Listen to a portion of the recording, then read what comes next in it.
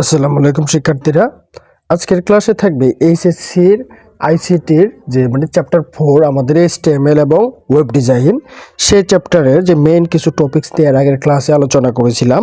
So আজকের পর্বে আলোচনা করব আমরা যে এইচটিএমএল এ কিছু ইম্পর্টেন্ট ট্যাগের যে ব্যবহার রয়েছে সেগুলো নিয়ে একটু কথা বলা যাক।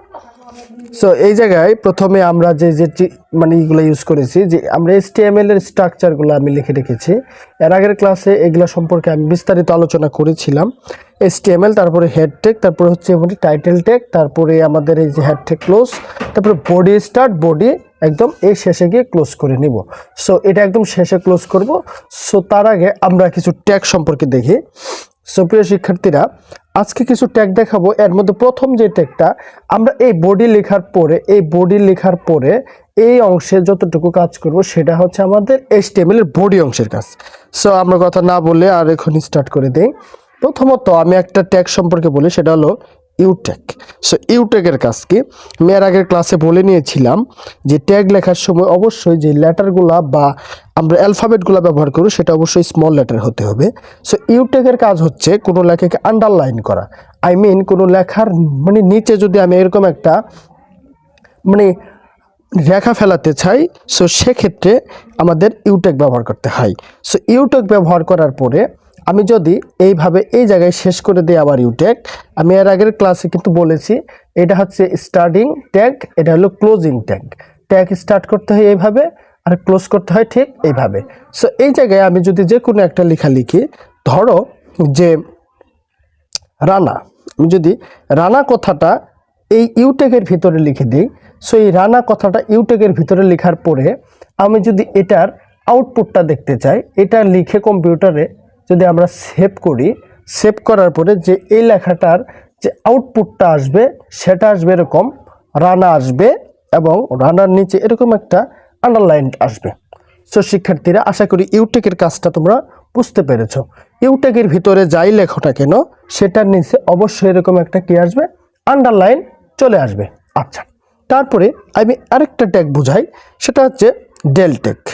সেটা হচ্ছে ডেল ট্যাগ, DEL, এটা হলো ডেল ট্যাগ। আমি এই জায়গায় আবার শেষ করে দিলাম DEL ট্যাগ, ঠিক আছে। স্টার্টিং, ক্লোজিং, আশা করি এতটুকু বোঝা গেছে। এখন ডেল ট্যাগের ভেতরে আমি যে কথাটা লিখব সেটা দেখো কি ফরম্যাট হয়। আমরা এই জায়গায় ট্যাগ লিখবো, এই জায়গায় অ্যান্সার লিখবো, এই জায়গায় ট্যাগ, এই জায়গায় অ্যান্সার। আচ্ছা, ধরো এই ডেল ট্যাগের ভিতরে তুমি লিখলা যে রাজশাহী, কথাটা কিন্তু খুবই ভালোভাবে খেয়াল করবে তোমরা। আমি লিখলাম রাজশাহী। সো রাজশাহী লেখার পরে ডেল ট্যাগের কাজ হচ্ছে রাজশাহী লেখার পরে সেই লেখার উপর দিয়ে একটা দাগ চলে আসবে। আমি একটু দেখানোর চেষ্টা করি।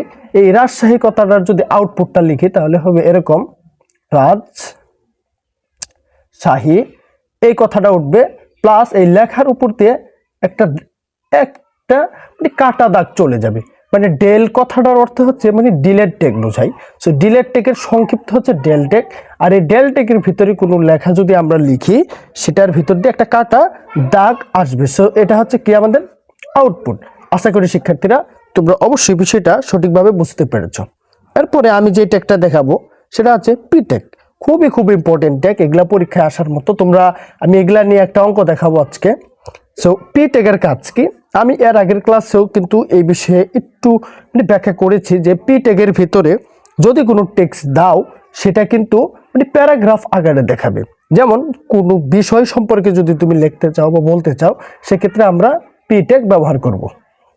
সো ধরো আমি পি ট্যাগের ভিতরে লিখে দিলাম যে মাই নেম ইজ, ধরো যে দিলা এফ, সংক্ষেপে লিখলাম এফ, লিখে দিলাম। ধরো আমার নাম হচ্ছে এফ, এরকম একটা জিনিস লিখলাম। সো এই লেখাটা আউটপুটে যেইভাবে দেখাবে আমি একটু দেখানোর চেষ্টা করতেছি, একই পেজে দেখানোর চেষ্টা করতেছি। সেটা হবে এইভাবে, my name is F, just যেরকমটা ছিল ঠিক সেরকমটাই থাকবে। সো শিক্ষার্থীরা, এর পরবর্তীতে আমি এই তিনটা ট্যাগের সাহায্যে আরেকটা ট্যাগ আমি দেখাবো যেটা খুবই ইম্পর্টেন্ট, যেটা পরীক্ষায় আসে এরকম একটা ট্যাগ, সেটা হচ্ছে আমাদের I tag. So I tag start করে নিলাম, আই ট্যাগটা ক্লোজ করে নিলাম। আমি আগেই বলে নিই আই ট্যাগটার কাজ কি। আই ফর, এখানে আই অর্থ হচ্ছে ইতালিক। সো আই টেকের ভিতরে যদি কোনো লেখা দিই, যেমন ধরো তুমি লিখলা HHCICT,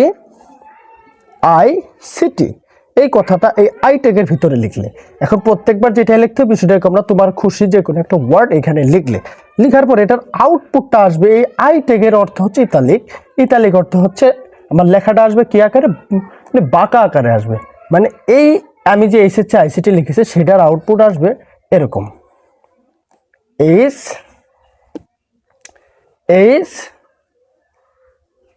হ্যাঁ শিক্ষার্থী বন্ধুরা তোমরা দেখো এটা আসবে